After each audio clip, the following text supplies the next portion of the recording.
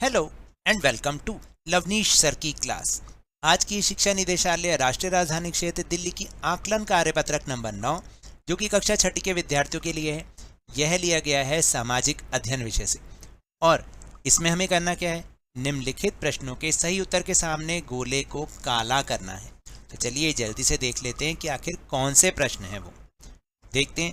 पहला प्रश्न जो है वो है प्रश्न नंबर 1। कोई भी व्यक्ति जिसकी उम्र डैश वर्ष या उससे ज्यादा हो, जिसे वोट देने का अधिकार प्राप्त हो और जिसका नाम गांव की मतदाता सूची में हो, वह ग्राम सभा का सदस्य होता है। तो कितने वर्ष? 10 वर्ष, 16 वर्ष, 18 वर्ष या 15 वर्ष? सही उत्तर है 18 वर्ष, यानी 18 वर्ष या उससे ज्यादा उम्र का हो वो सभी के सभी जो है वो ग्राम सभा के सदस्य होते हैं। फिर उसके बाद दूसरा प्रश्न है, ग्राम सभा का सचिव डैश के द्वारा नियुक्त किया जाता है। ग्राम सभा के द्वारा, ग्राम पंचायत के द्वारा, सरकार द्वारा या सरपंच द्वारा? सही उत्तर है सरकार के द्वारा नियुक्त किया जाता है, यानी ग्राम सभा के सचिव की नियुक्ति सरकार के द्वारा होती है। फिर आपको इसको ऐसे काला करना है। प्रश्न नंबर 3। निम्नलिखित में से कौन सा ग्राम पंचायत की आय का स्रोत नहीं है? याद रखना, आय का स्रोत नहीं है। शासन के विभिन्न विभागों के माध्यम से प्राप्त शासकीय योजना, निधि, मकानों, बाजार स्थलों आदि पर करों की वसूली, ये तो होता है। जनपद एवं जिला पंचायतों के माध्यम से, ये भी होता है। सामुदायिक कार्यों के लिए दान, ये भी उसकी आय का स्रोत होता है।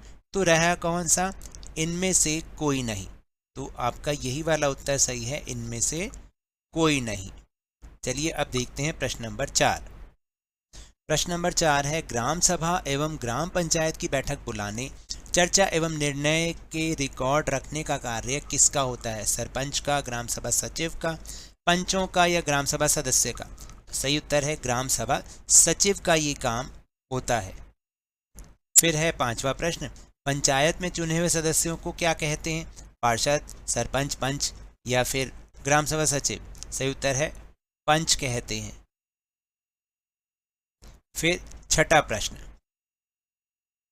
प्रश्न नंबर 6 है, नगर निगम में चुने हुए सदस्यों को क्या कहते हैं? सरपंच कहते हैं, पार्षद कहते हैं, ग्राम सभा सचिव या पंच? सही उत्तर है 2 नंबर, पार्षद कहते हैं। जो नगर निगम के चुने हुए सदस्य होते हैं उनको हम पार्षद कहते हैं। फिर है प्रश्न नंबर 7, पंचायत और नगर निगम के चुनाव प्रत्येक डैश वर्ष में होते हैं? 5 वर्ष में, 3 वर्ष में, 2 या 10 वर्ष में? सही उत्तर है प्रत्येक 5 वर्षों में होते हैं और अगले साल की शुरुआत में हमारे दिल्ली नगर निगम के चुनाव होने वाले हैं। फिर है 8वां प्रश्न, इनमें से कौन सा पंचायती राज व्यवस्था का भाग नहीं है? ग्राम पंचायत, जन परिषद, जिला परिषद, जनपद परिषद, जिला परिषद या फिर नगर निगम? तो सही उत्तर है नगर निगम। उसका ग्राम पंचायत या पंचायती राज व्यवस्था से कोई मतलब नहीं है। फिर है प्रश्न नंबर 9।